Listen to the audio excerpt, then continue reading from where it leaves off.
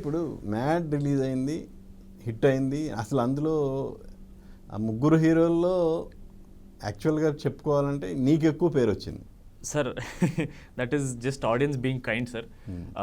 But the characters అలా divide అయ్యాయి sir. అంటే ఇప్పుడు it was a funny film, it was a comedy film.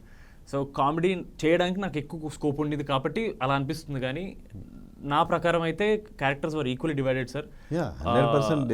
ఇప్పుడు సార్ మీరు చూడండి సార్, ఇప్పుడు సినిమా మొత్తం నాకు ఎక్కడ హీరోని ఉండదు సార్.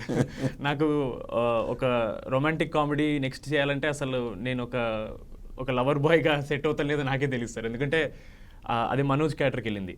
అండ్ ఒక కాలేజ్ టాపర్, ఒక కైండ్ ఆఫ్ ఒక యాక్షన్ చేయగలిగే ఒక టచ్ ఉన్న క్యారెక్టర్ అశోక్.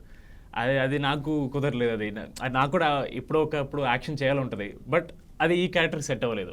సో ఒక్కొక్క క్యారెక్టర్ ఒక్కొక్క ఇండివిజువాలిటీ ఉంది సార్. ఇప్పుడు లవ్ ఒకరికి ఉంది, ఒక పెయిన్, ఒక యాక్షన్ బ్యాక్డ్రాప్ ఒకరికి ఉంది, ఒక హ్యూమర్, ఒక లైట్ హార్టెడ్నెస్ స్ప్రెడ్ చేయడానికి ఒక క్యారెక్టర్ ఉంది. సో అలా డివైడ్ అయింది సార్. నేనైతే పర్సనల్గా నాకే పేరు వచ్చింది అలా. అంటే ఇది నేను చెప్పిన మాట కాదు, ఆడియన్స్ ఇచ్చిన తీర్పే కదా అది. ఏమో సార్ నాకు తెలియదు సార్. మోర్ ఎవర్ ఈవెన్ ఫిలింఫేర్లో కూడా బెస్ట్ డెబ్యూ హీరోగా నీకే అవార్డు వచ్చిందిగా సార్. దానికి ఏ విధంగా ఆన్సర్ నాకు తెలియదు సార్. ఎందుకంటే నాకు వచ్చినప్పుడు ఫస్ట్ నాకు ఇమీడియట్ కాల్ చేసింది మనోజ్ క్యారెక్టర్ ప్లే చేసిన రామ్ నితిన్, అశోక్ క్యారెక్టర్ ప్లే చేసిన నితిన్. సో మేము దాన్ని అలా ఎప్పుడు చూడలేదు సార్.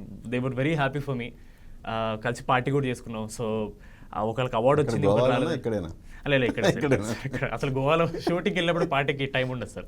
అందరూ అనుకుంటారు షూట్కి వెళ్తే ఎంజాయ్ చేస్తారని, అసలు టైం ఉండదు సార్. పొద్దున్న 5 గంటలు వేస్తే నైట్ 11 పడుకోవడానికి ఉంటుంది సార్. ఎందుకంటే అవుట్డోర్ కాబట్టి. ఓకే.